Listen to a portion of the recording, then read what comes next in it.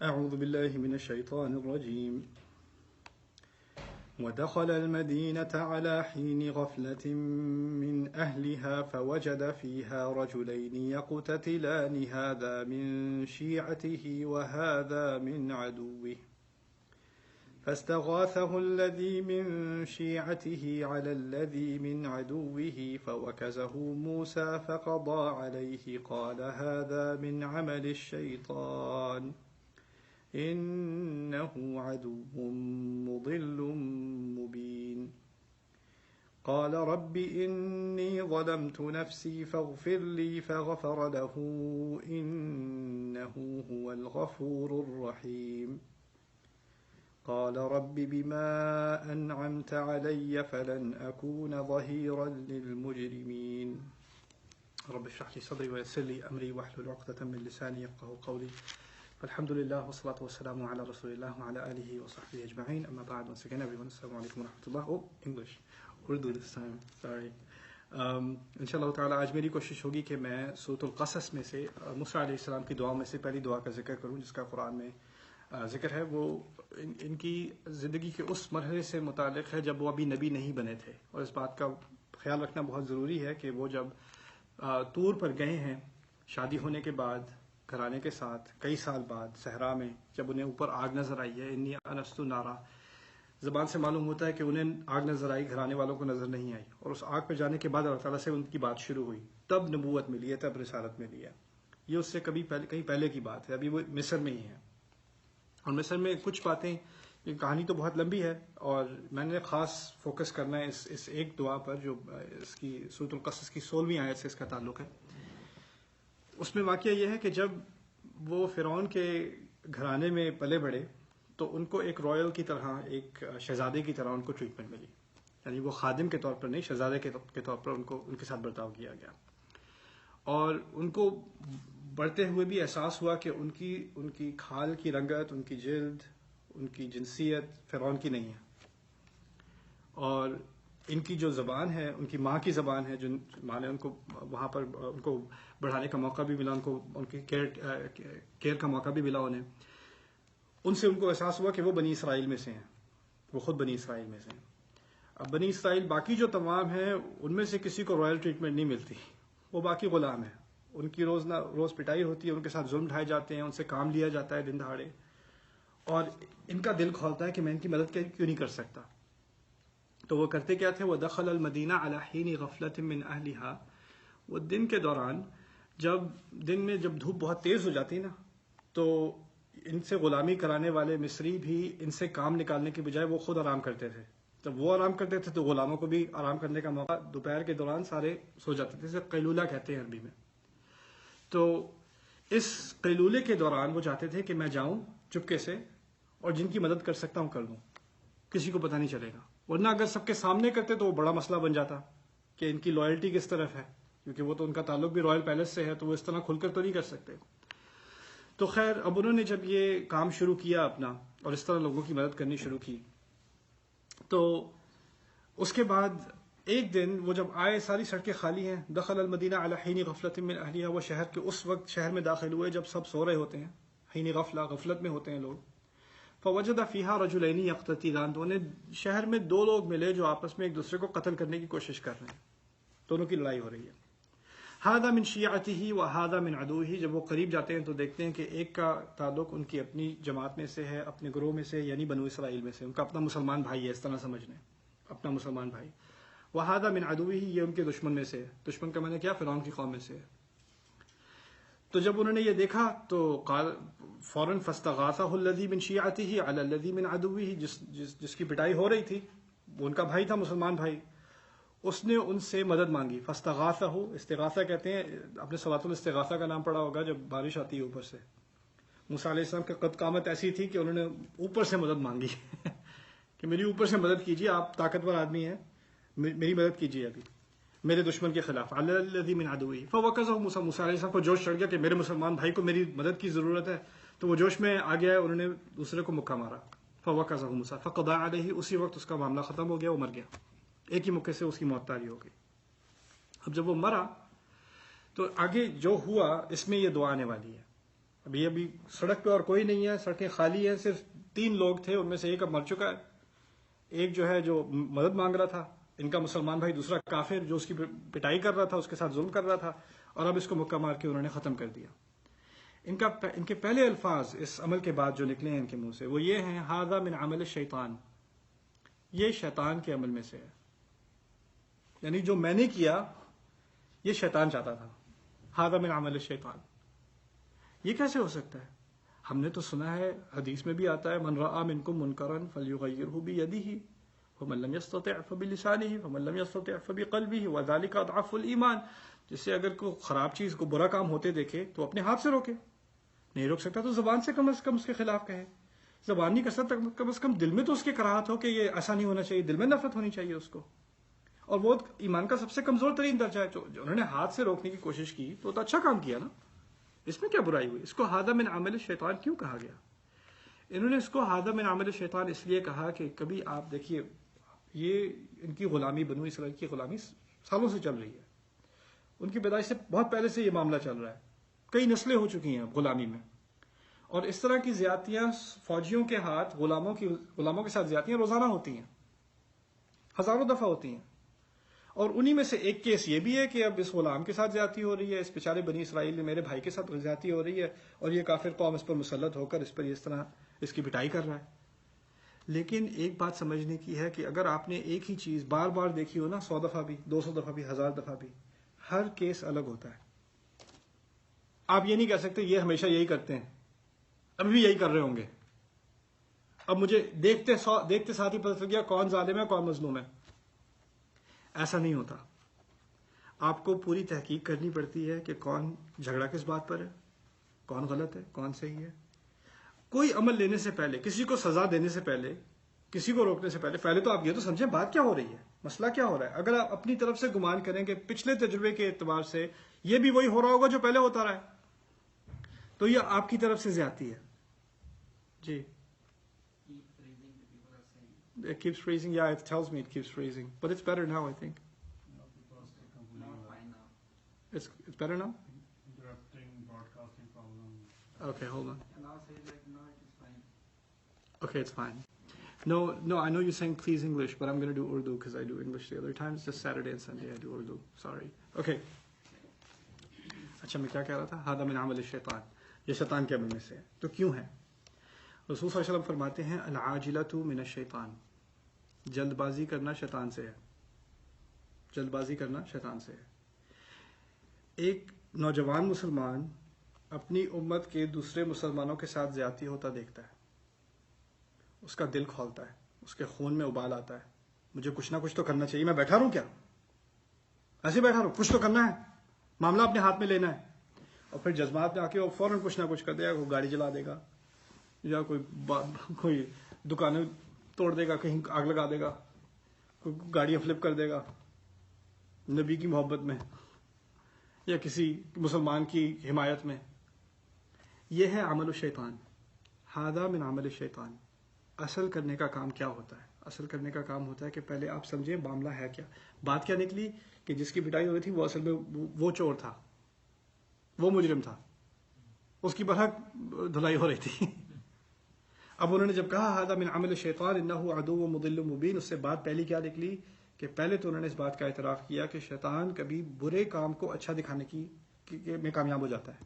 میں تو اچھا کام کر رہا ہوں، اپنے مسلمان بھائی کی مدد کر رہا ہوں، میں نے کیا غلط کام کیا ہے؟ لیکن ان کو اپنے آپ کو جسٹیفائی کرنے کے بجائے فوراً اس بات کا احساس ہوا ایسے کام شیطان ہی کرواتا ہے۔ جلد بازی اور جلد بازی میں عمل کرنا اور کسی کے خلاف کارروائی کرنا یہ شیطان ہی سے ہوتی ہے۔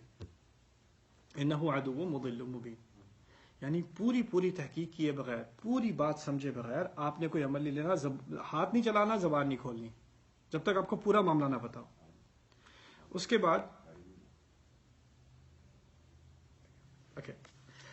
بعد آگے وہ کہتے ہیں، دیکھیے دوسری بات یہ ہے کہ کبھی انسان سے ہوتا ہے غلطی ہو جاتی ہے تو وہ کہتا ہے اس شیطان کی وجہ سے ہوا ہے، میری غلطی تھوڑی ہے، شیطان کی وجہ سے، مجھے شیطان سے بڑی نفرت، اعوذ باللہ من الشیطان الرجیم، اس سے مجھے بڑی نفرت ہے۔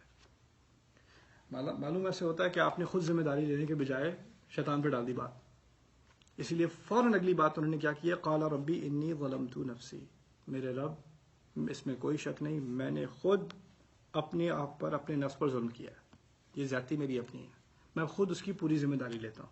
یعنی شیطان کے وجود کا بھی اعتراف ہے، شیطان کے وسوسے کا بھی اعتراف ہے، یا شیطان کی طرح کے عمل یعنی جلد بازی کرنا اس کا بھی اعتراف ہے، لیکن خود ذمہ داری بھی لینی ہے. انی ظلمت نفسی. اب میں بار بار آپ کو یاد دلاتا رہا ہوں کہ وہ ابھی نبوت کا ان کو مرتبہ نہیں ملا تھا، رسالت کا مرتبہ ابھی نہیں ملا تھا. سمجھنے کی کوشش کیجیے، اگر انسان غلطی کرتا ہے، اور یہ کوئی چھوٹی غلطی تو ہے نہیں، انسان کی جان لی ہے، فکأنما قتل الناس جميعا، قرآن کہتا ہے جیسے آپ نے پوری انسانیت کی جان لے لی ہو، سب کو قتل کر دیا ہو. اتنی بڑی غلطی کے بعد اگر انسان کہے میرے رب مجھے معاف کر دے، میں نے اپنے ساتھ غلطی کی، اپنے ساتھ زیادتی کی، اپنے نفس پر میں نے ظلم اٹھایا، مجھے معاف کر دے، فاغفر لی. پھر آپ کو کیسے پتا کہ اللہ تعالیٰ نے معاف کر دیا کہ نہیں؟ یہ بہت مشکل سوال ہے، ہر انسان کے دل میں آتا ہے میں نے غلطی تو کی تھی، میں نے معافی بھی مانگی تھی، لیکن مجھے اس بات کا کیسے پتا چلے کہ اللہ تعالیٰ نے معاف کیا کہ نہیں کیا؟ اللہ تعالیٰ فرماتے ہیں فغفر لہ. اس فا کو عربی میں کہتے ہیں الفاء السببیہ.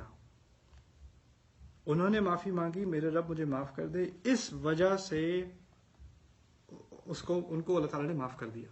فغفر لہ، اس وجہ سے. یعنی اگر انسان دل سے مغفرت مانگتا ہے تو اس کے دل میں کوئی گنجائش نہیں ہونی چاہیے شک کی کہ میرا گناہ معاف ہو گیا. بار بار یہ پوچھنا پتہ نہیں معاف ہوا کہ نہیں. استغفار تو میں نے رو رو کے مانگی تھی، دعا تو مانگی تھی، توبہ تو کی تھی، دوبارہ وہ گناہ تو نہیں دہرایا تھا، لیکن پتہ نہیں اللہ تعالیٰ نے معاف کیا ہوگا کہ نہیں. گناہ تو ویسے بہت بڑا ہے، اس سے بڑا کہاں ہوگا؟ قتل سے بڑا گناہ کہاں ہوگا؟ اور وہ غلطی سے ہوا، پھر بھی ہوا تو ہوا. اس کے مانگنے کے بعد اللہ تعالیٰ نے فرمایا یعنی اس کی وجہ سے، اس دعا کے سبب غفر لہ، انہوں نے ان کی استغفار قبول کر لی، ان کو معاف کر دیا. انہ هو الغفور الرحیم، بے شک وہی ہے جو معاف کرتا ہے، وہی ہے جو رحمت کرتا ہے. اس بات میں بھی بڑی حکمت جو ہے مضمر ہے، وہ یہ ہے کہ قرآن میں کبھی آتا ہے وَهُوَ الغفور الرحیم، اور وہ معاف کرنے والا ہے اور وہ رحمت کرنے والا ہے. کبھی آتا ہے انہ هو الغفور الرحیم، انہ کان غفور الرحیم. انہ کے الفاظ بے شک کے لیے آتے ہیں.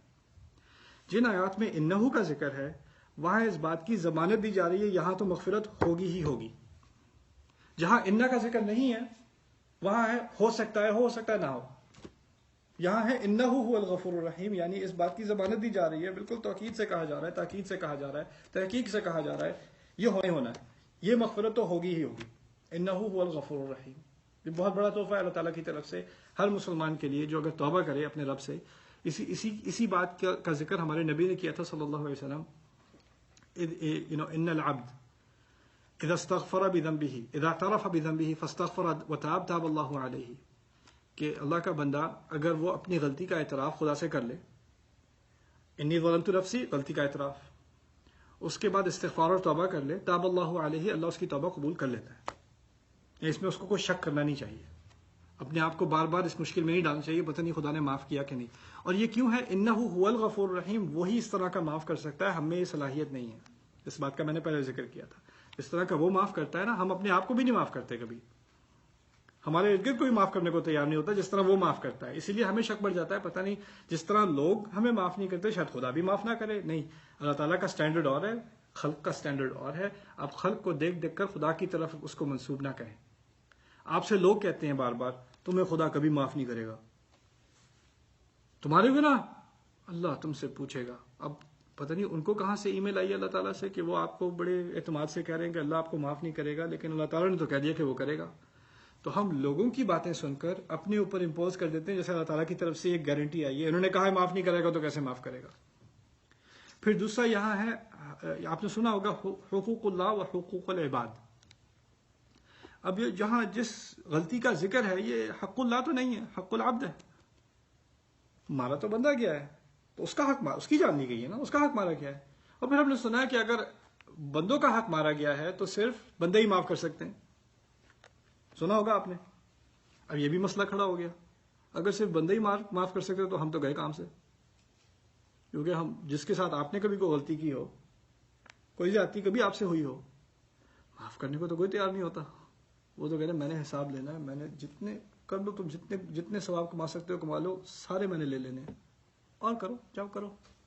ابھی قیامت کا دن تو آنے دو، میں سب لے لوں گا یا میں سب لے لوں گی. یہی حساب ہوتا ہے نا. دیکھیے آپ نے اپنی طرف سے غلطی کا اعتراف، کسی کے ساتھ جاتی بھی کی ہو، اپنی طرف سے غلطی کا اعتراف، اپنی طرف سے معافی مانگنا، یہ آپ کا حصہ ہے.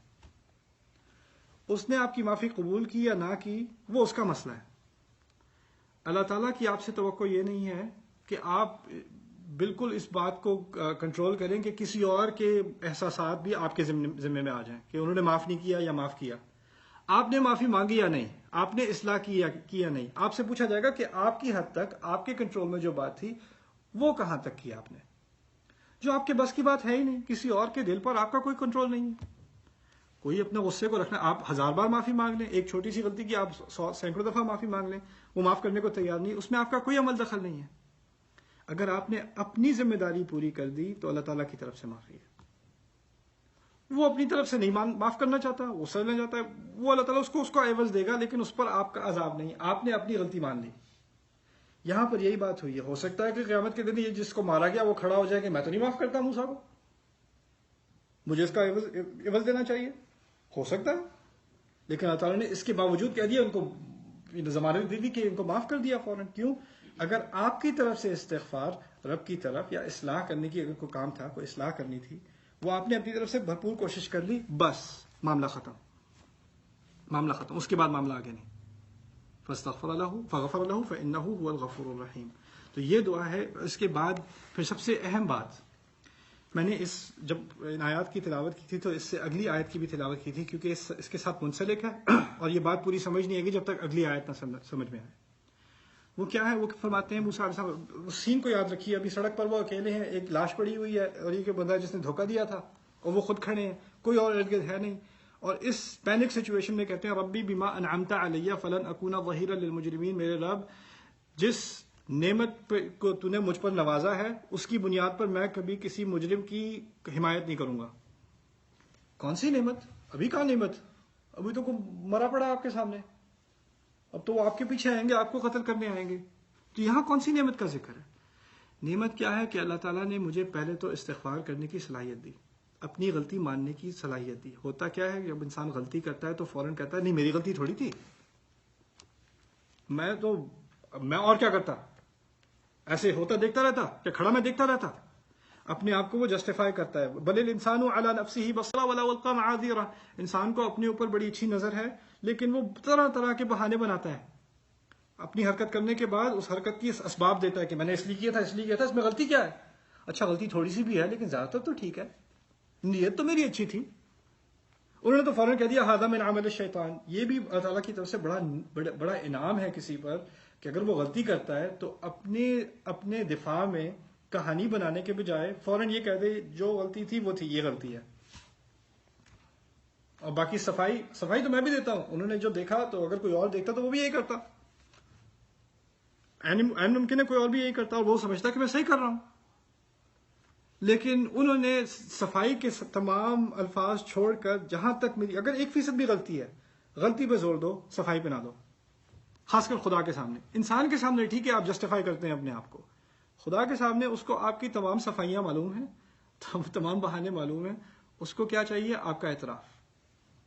میں نے جو کیا وہ شیطان چاہتا تھا، مجھے نہیں کرنا چاہیے تھا، میں نے اپنے اوپر ظلم ڈھایا، میں نے غلطی کی. یہ بڑی نعمت ہے اللہ تعالیٰ کی طرف سے. دوسری نعمت کیا ہے کہ میں نے معافی مانگی. ایک تو اعتراف کیا. دیکھیں اعتراف نہیں ہوگا تو معافی نہیں مانگو گے. یہ دونوں چیزیں ایک چیز نہیں ہے، دو چیزیں ہیں، اعتراف کرنا اور معافی مانگنا. ہوتا کیا ہے کہ لوگ فوراً معافی مانگتے ہیں. معافی مانگنا یہ مصنوعی ہو جاتا ہے، اس شکل سے معافی ہوتی ہے، اصلی معافی نہیں ہوتی، کیونکہ دل سے کیا نہیں ہوا، پہلے اعتراف نہیں ہوا. اگر اعتراف نہ ہوا ہو تو انسان کہہ دیتا ہے جی مجھے معاف کر دیجیے، اور وہ کہتے ہیں نہیں کرتا، وہ کہتے ہیں اچھا نہیں کرتے تو دفعہ ہو پھر. یہ اس طرح کے الفاظ کیوں نہیں کرتے ہیں؟ کیونکہ دل سے معافی نہیں تھی، اعتراف نہیں تھا، بس یہ ایک مصنوعی قسم کا اعتراف، استغفر اللہ استغفر اللہ. یہ تھوڑی معافی ہوئی. پہلے انسان اذا اعترف بذنبه ثم تاب ثم استغفر ربه وتاب، پہلے اپنے جرم کا اعتراف کرے خدا سے، یہ کیا ہے میں نے، اس پر مجھے ندامت ہے کہ نہیں، شرمندگی ہے کہ نہیں، اس کے بعد پھر جا کر معافی مانگے. تو یہ پہلی نعمت اعتراف. دوسری نعمت اللہ تعالیٰ سے معافی مانگنا، یہ بھی اللہ تعالیٰ کی بڑی نعمت ہے. یہی نعمت آدم علیہ السلام کو دی گئی تھی، جنت سے اتارے گئے ہیں. ربنا ظلمنا انفسنا ربی انی ظلمت نفسی، یہ الفاظ ہیں. ہم نے اپنے ساتھ غلطی کی، اپنے اوپر ظلم اٹھایا. انہوں نے بھی یہی کہا، میں نے اپنے ساتھ غلطی کی. یہ اللہ تعالیٰ کا بہت بڑا تحفہ ہے، کیونکہ ان کو پتا ہے جنت سے اتارے گئے تھے آدم علیہ السلام، اور اتارے جانے کے بعد سب سے بڑا تحفہ کیا تھا؟ فتلقى آدم من ربہ کلمات. یہ الفاظ انسان کو پتا ہوں کہ میں نے غلطی کی ہے تو کیا الفاظ استعمال کرنے، یہ بھی اللہ کی طرف سے ایک تحفہ ہے. ہمیں تو پتہ بھی نہیں تھا کہیں کیا، معافی مانگے بھی تو کن الفاظ سے مانگے؟ ربی انی ظلمت نفسی. پھر تیسرا تحفہ کیا ہے اللہ تعالیٰ کا؟ تیسرا انعام کیا ہے؟ 3 انعام ہیں یہاں پر. پہلا اعتراف، دوسرا استغفار کے الفاظ، تیسرا کہ اللہ تعالیٰ نے وہ استغفار قبول کر لی. تو غفر لہ. لیکن یہاں سوال پیدا ہوتا ہے، نبی تو وہ تھے ہی نہیں. میں بار بار کہتا ہوں، اگر نبی نہیں تھے، دیکھیں عام مسلمان خدا سے بات کرتا ہے، خدا ان سے بات نہیں کرتا. نبی کیا ہوتا ہے؟ نبی خدا سے بات کرتا ہے اور خدا ان سے بھی بات کرتا ہے، مکالمہ ہوتا ہے دونوں کا آپس میں. ابھی نبی نہیں ہے، خدا سے تو وہ بات کر رہے ہیں لیکن خدا ان سے بات نہیں کر رہا. وہ تو پہاڑ پہ جا کر ہوگا، وہ تو طور پہ جا کے ہوگا. خدا ان سے بات کیے بغیر اس نوجوان کو اس بات کا علم ہے کہ میرے رب نے مجھے معاف کر دیا. یہ وحی کے ذریعے نہیں ہے، وحی کے ذریعے نہیں ہے، یہ ایمان کا حصہ ہے. یہ ہر مسلمان کو پتا ہونا چاہیے کہ اگر میں نے واقعی اپنے جرم کا اعتراف کیا اور اس کی معافی مانگی تو تیسرا انعام اللہ تعالیٰ کی طرف سے جو آتا ہے وہ یہ ہے کہ یہ معافی قبول ہو گئی. فغفر لہ انہ هو الغفور الرحیم. اور الغفور الرحیم کے الفاظ بھی سمجھ لیجئے. اگر معافی مانگنے کا ذکر ہے تو صرف غفور کا ذکر ہونا چاہیے. انہ هو الغفور، وہ معافی قبول کرنے والا ہے. مغفرت مانگی، مغفرت قبول کی. رحیم کا ذکر کہاں سے آ گیا؟ رحمت تو انہوں نے مانگی نہیں تھی، مغفرت مانگی تھی نا. مغفرت جو ہے وہ دو مختلف چیزیں ہیں. غفور اور رحیم 2 مختلف نام ہیں اللہ تعالیٰ کے، اور ان کا ہم پر 2 مختلف اثرات ہیں ہمارے اوپر. ان 2 مختلف اثرات کو بھی سمجھ لیں. پہلا اثر کیا ہے؟ آپ نے گناہ کیا، وہ گناہ معاف ہو گیا. فرض کریں آپ جیل میں جانے والے تھے، جج نے کہا نہیں اس کو معاف کر دو، اب آپ جیل نہیں جا رہے. لیکن جج یہ تو نہیں کرے گا ان کو گھر بھی دے دو فری میں، گاڑی بھی دے دو، بس آپ جیل نہیں جا رہے. ٹھیک ہے، باقی یعنی کرائم ہٹ گیا ہے لیکن اس کے اوپر آپ پر کوئی نعمتیں نوازی نہیں جا رہی، آپ کو کوئی تحفے نہیں دیے جا رہا، آپ کو کوئی ایوارڈ نہیں مل رہا، بس آپ مصیبت سے بچے ہو. مصیبت سے بچنے کے لیے ہمیں اللہ کا کون سا نام چاہیے؟ غفور. لیکن باقی دنیا میں ہمارا خیال رکھا جائے، ہر طرف سے ہمیں نعمتیں دی جائیں، ہماری پوری طرح سے حفاظت کی جائے. رحیم کا لفظ رحم سے آتا ہے. رحم ہوتا ہے جو ماں کے پیٹ کو رحم کہتے ہیں. جب بچہ رحم میں ہوتا ہے نا تو اس کا ہر طرف سے خیال رکھا جاتا ہے. اس کی غذا، اس کی حفاظت، اس کی صحت، اس کی صفائی، تمام چیزوں کا اہتمام کیا جاتا ہے. اس کی پوری دنیا کور ہے. رحیم سے مراد ہے کہ اللہ تعالیٰ اپنے بندے کو اپنی محبت میں، اپنی رحمت میں، اپنے اس کو عربی میں الاعتناء کہتے ہیں، کسی کا خیال رکھنا. ہر طرح سے خدا کسی کا خیال رکھ لے تو وہ اس کے اوپر رحیم ہے. ہمارے ہاں رحمت کرنے کا جو ہوتا ہے نا، مجھ پر رحم کھاؤ، آپ نے کبھی سنا مجھ پہ رحم کھاؤ؟ اس کا مطلب ہوتا ہے مجھ پہ ترس کھاؤ، مجھے مت مارو، مجھ پہ رحم کھا لو. یعنی ہم نے رحمت کے لفظ کو اس طرح سمجھا ہے کہ اگر سزا ہونے والی تھی اور کسی نے سزا ہونے سے روک لیا، اچھا چلو رحم کھاتا ہوں اب نہیں مارتا. یعنی سزا سے بچنے کو ہم رحم کہہ دیتے ہیں. عربی میں رحم یہ نہیں ہے. عربی میں رحم کا تعلق سزا سے بچنے سے نہیں ہے. عربی میں رحم کا تعلق ہے کسی کا خیال کرنے سے، کسی سے محبت کرنے سے، کسی کو پوری طرح ہر طرح سے اس کی تمام ضروریات کو پوری کرنے سے جس کو اس نے مانگا بھی نہ ہو. بچہ مانگتا ہے کیا؟ بچے کے پاس تو بھی زبان بھی نہیں ہے مانگنے کی. اس کو مانگے بغیر تمام طرح سے پوری ضروریات فراہم ہو رہی ہیں اور اس سے محبت بھی. اور الٹا یہ دیکھیے ماں کے ساتھ کیا ہوتا ہے، بچہ جتنا بڑھتا ہے ماں کو اور تکلیف دیتا ہے، اور جتنا وہ اور تکلیف دیتا ہے ماں اس کے لیے اور دعائیں کرتی ہے. یہی ہوتا ہے نا. اللہ تعالیٰ فرما رہے ہیں کہ یہاں تو میں نے تجھے معاف کر دیا لیکن اس کے بعد آگے جاتے ہوئے بھی میں رحیم ہوں، ہمیشہ سے خیال کروں گا. ہوتا کیا ہے کہ اگر آپ نے کسی کے ساتھ غلطی کی ہو، کسی کے سامنے استاد کے ساتھ نے غلطی کی، باپ کے ساتھ کی، ماں کے ساتھ کی، بدتمیزی کر دی، معاف تو انہوں نے کر دیا لیکن وہ جو پہلے والی بات تھی نا وہ نہیں ہوتی. اس کے بعد جو پہلے جس طرح سے رحمت ہوتی تھی، جس طرح سے محبت ہوتی تھی، جس طرح سے خیال ہوتا تھا، میاں بیوی کے درمیان جھگڑا ہوا، چلو معاف کر دیا ایک دوسرے کو، لیکن جو پہلے والی بات تھی نا، پہلے والی مٹھاس تھی وہ نہیں ہے. کچھ اس میں سے نکل گیا ہے. اسے کہتے ہیں رحمہ. رحمہ ہوتا ہے وہ وہی بات جو ہمیشہ تھی وہ ہمیشہ رہے گی. رحیم صیغۃ الفعیل، فعیل کہتے ہیں ہمیشہ رہنے والی چیز. یعنی اللہ تعالیٰ کی رحمت میں کوئی کمی نہیں آئی اس غلطی کی وجہ سے. یعنی اب میرا بندہ جس نے قتل بھی کیا چلو ہاں ٹھیک ہے رحمت، نہیں ایسے نہیں. یعنی وہ پوری طرح مٹا کر اللہ تعالیٰ نے اپنی رحمت واپس موسیٰ علیہ السلام کو دے دی. اور اسی طرح اللہ تعالیٰ یونیورسل فرما رہے ہیں، قاعدہ کو لیا ہے، یعنی ہر ایک پر اس کا انطباق ہوتا ہے. وہ کیا ہے؟ انہ هو الغفور الرحیم. وہ تو کرتا ہی ایسے، وہ ایسے معاف نہیں کرتا کہ معاف کیا لیکن کچھ بات وہ نہیں رہی جو پہلے تھی، نہیں. اس کے بعد پھر رحمتوں سے نوازنا شروع کرتا ہے اور ہمیشہ کے لیے وہ دروازہ کھلا چھوڑ دیتا ہے. انہ هو الغفور الرحیم. اور یہی اللہ تعالیٰ کی نعمت ہے. اور آخری بات انہوں نے جب یہ کہا کہ میرے رب تو نے مجھ پر جو نے انعام کیا، 3 باتوں کا ذکر کیا میں نے اپنے انعام کے اعتبار سے. فلن اکون ظہیرا للمجرمین. اب اس کے بعد میں کبھی کسی مجرم کی بیک اپ نہیں کروں گا، مجرم کی مدد نہیں کروں گا. ظہیر کہتے ہیں کسی کی پیٹھ کے پیچھے ہونا، اس کو سپورٹ کرنا. اب میں ایسی حرکت کبھی نہیں کروں گا.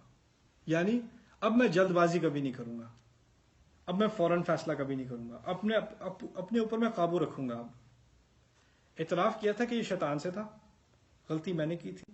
پھر اس بات کا بھی وعدہ کیا کہ مجھ سے جو غلطی ہوئی ہے اب مجھے اپنے اندر اس غلطی کے امکان کا اعتراف ہے کہ یہ بعد میں بھی ہو سکتی ہے. اب میں خاص اس کا اہتمام کروں گا کہ یہ غلطی دوبارہ نہ ہو. مجھے اپنی اس کمزوری پر خاص دھیان دینا ہے. تو اگر انسان اللہ تعالیٰ سے اپنی غلطی کا اعتراف کرتا ہے تو ساتھ ہی ساتھ اپنے اندر جو کمزوری ہے اس کا بھی اعتراف کرتا ہے. اور اس کمزوری کا اعتراف کرنے کے بعد وہ اپنے رب سے کہہ دیتا ہے کہ میرے رب اب مجھے اس کمزوری کا احساس ہے اور میں خاص اہتمام کروں گا کہ اس غلطی کی وجہ سے میں دوبارہ نہ گروں. کیونکہ اگر آپ کو اپنی کمزوری کا احساس نہیں ہے تو پھر آپ اپنے آپ کو اسی مصیبت میں ڈال دو گے. اللہ تعالیٰ ہمیں اپنی غلطیوں کا اعتراف کرنے کی توفیق دے. دوسرا ہمیں اپنے استغفار کرنے کی توفیق دے اور ہمیں اپنی مغفرت سے نوازے. بارک اللہ لی ولکم فی القرآن الحکیم ونفعنی وإیاکم بالآیات والذکر الحکیم. السلام علیکم ورحمۃ اللہ تعالی وبرکاتہ.